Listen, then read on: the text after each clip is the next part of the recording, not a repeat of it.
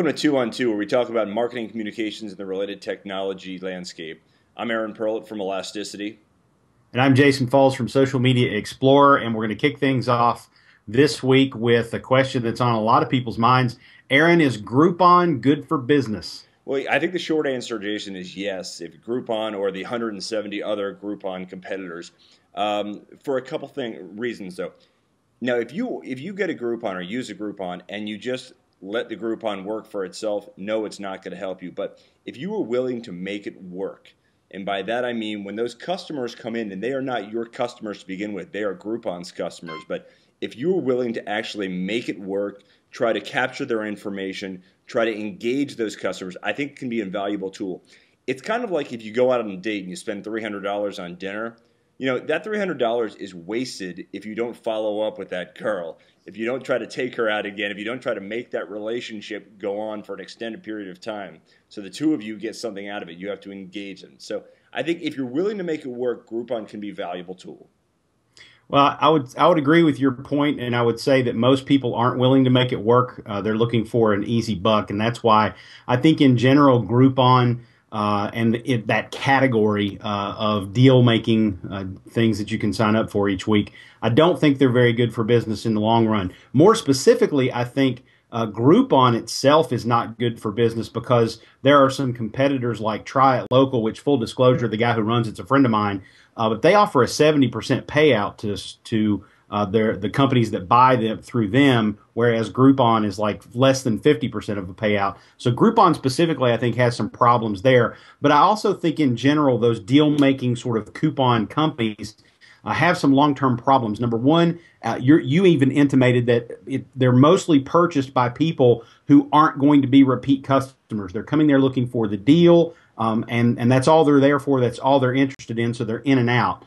And then the second thing that I think that causes a problem for that type of business model is in the long term, it cheapens your brand. Now, most of these companies say that this is not a coupon. This is you're buying advertising.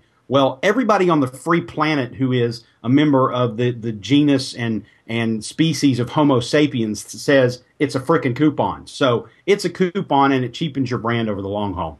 I do think two of the more compelling statistics that I've seen, these come from November, so they could have changed, is that only 25% of consumers that are using Groupons are spending beyond the value of the Groupon. So clearly, there's not the level of engagement by the retailer. They're not getting customers to spend more, which is the whole point of the thing.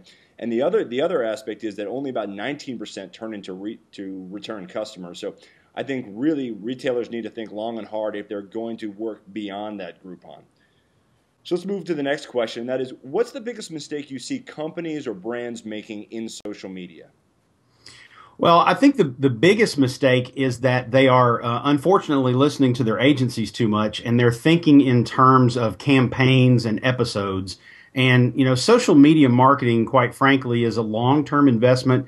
It is building relationships with customers over time. And when you listen to the ad agency types and the PR firm types out there, they think in terms of quarters and episodes and campaigns, and they don't think in terms of that long haul relationship. I've had people come to me before and say, can you help me with a social media campaign? No, I can't, because I don't think in 3-month increments, and I don't think in terms of an end game to what we're talking about here. We're talking about building relationships with customers over time. Social media, and this is kind of becoming cliche to say, but social media marketing is like answering the telephone.